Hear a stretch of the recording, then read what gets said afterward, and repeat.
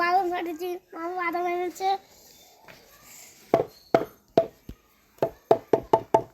ওরকম তো মামাই তো বলেছে নিচে মারতে। ওকে টেনে দেখি দাও তবে।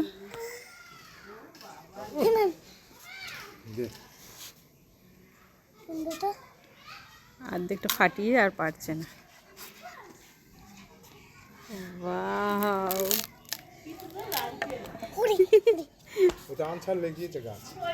আমাদেরটা লাগাবে না? আমাদের ওয়াও, কত সুন্দর বাবু।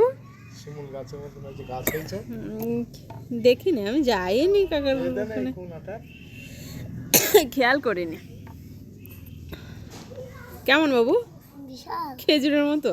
হ্যাঁ, খেজুর।